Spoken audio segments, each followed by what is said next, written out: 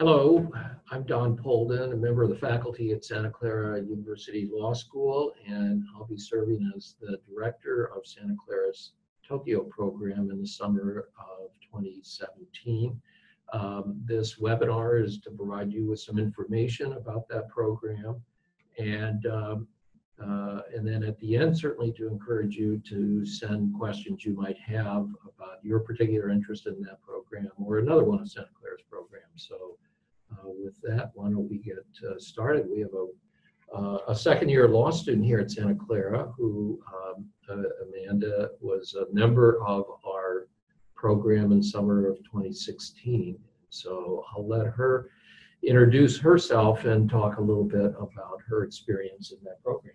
Great. Hi, everyone. My name's Amanda, and I'm a 2L at Santa Clara University Law School.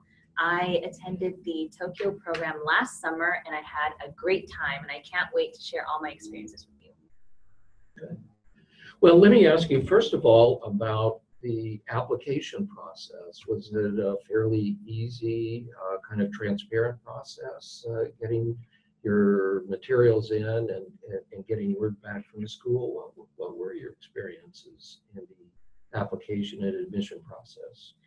The application process was really simple. They asked me for my resume. They asked me if I had certain language skills that would be applicable in Tokyo.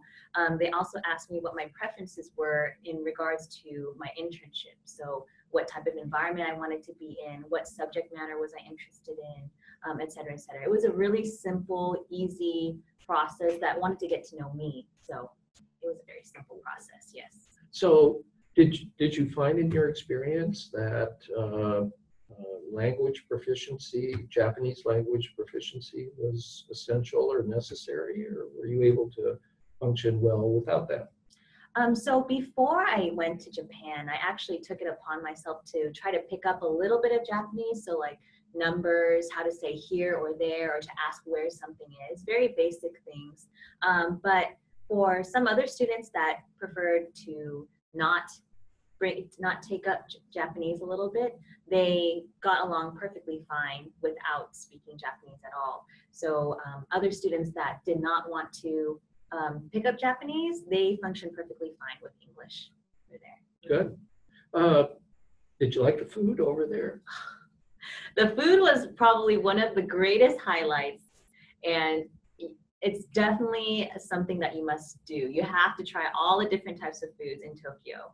Yeah, I loved the ramen, of course the sushi, but those were the top two types of Japanese foods that were the best there in Tokyo. Exciting. How many students were in your program last summer? There were approximately about 15 different students were in my program, so a total of 15 students. Great.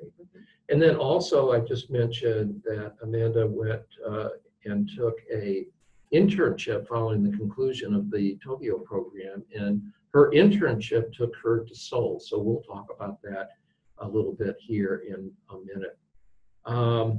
But going back to the program here, would you tell me a little bit about the courses that you took and the quality of the instructors that were teaching those courses? Sure. So the courses that we took were particularly focused on the Japanese legal system. We did have 3 different professors that actually lectured for us, and they are professors in Japan. So Professor Abe taught us the introduction to the Japanese legal system. Professor Matsushita taught us international transactions, and Professor Inaba, I believe he taught us Japan and international trade. And our program director at that time, Professor Jimenez, he also is a professor at Santa Clara Law, and he decided to teach a little bit there too. So we got a lot of different perspectives and a lot of homegrown perspectives on the Japanese legal system.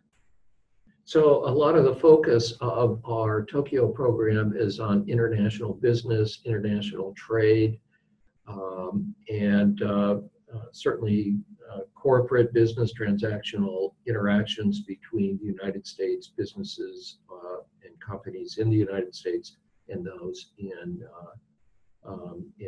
Japan as well. So, but certainly the externships give our students options to do other things, and we'll talk a little bit about that in a moment. How was your day structured there? Where you had classes in the morning and they worked you 7 days a week there, or did you get some time off? So the classes were mainly structured for the morning so that later on in the afternoon we could go out and explore the city. So I recall we did have class almost every day. There were some weeks where we did go Monday to Friday, maybe 10 to 2 or 10 to 12. There were some weeks where it was only Monday to Thursday. So it really depends on the program, but there was always time in the early afternoon to go out and explore on your own. There weren't ever any classes in the evening for me. Good. So you had plenty of time to prepare for the next day if you were reading in preparation for the course. And also, I would ask you about your experience on some of the planned trips that the program director and his associate arranged last summer. Mm-hmm. So we did visit a number of different locations all together as a group. We went to the National Diet, which is their parliamentary body. We went to the Constitutional Court there. It's located in Tokyo, and it's really difficult to actually get in without being appointed a tour guide. We also went to the Japan Patent Office, and we got a tour there. We got to see all the different patents that were there also. Those are really great tours. Mm-hmm. Great. Did you find Tokyo an easy or difficult city to get around and know your way around? Was public transportation helpful there? The city is absolutely easy to get around, especially by yourself.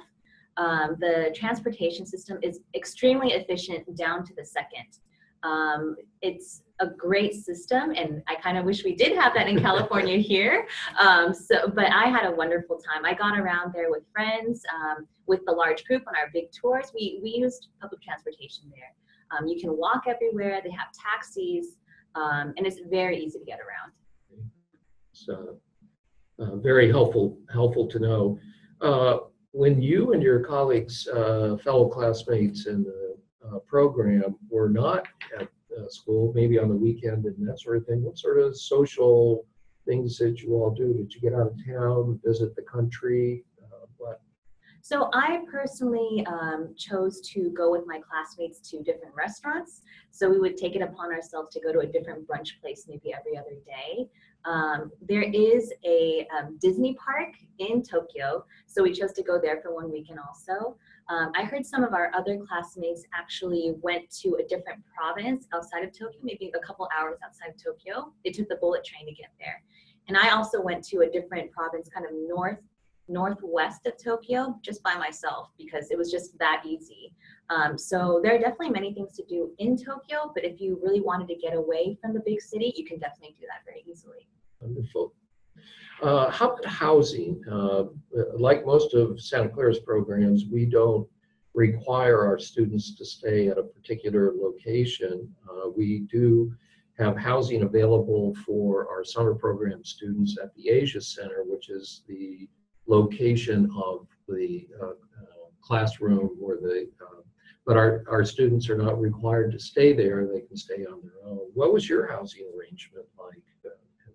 So I was fortunate enough to have other classmates from Santa Clara going to the program with me. So we got an Airbnb apartment. It was a 2-bedroom apartment, and the 4 of us stayed there. It was only a 5-minute walk from the Asia Center, which was where all our lectures were. And it was just really convenient. It was right next to a convenience store, in fact. So we got our breakfast in the mornings and we would walk to school together. But I know a lot of classmates that stayed at the Asia Center, and it was extremely convenient for them because all they have to do is go downstairs and get to class. Yeah. But that was my experience. We just had a small apartment. Terrific. Now, a number of the students are from Santa Clara. Many of the students at the program are from other law schools throughout the United States.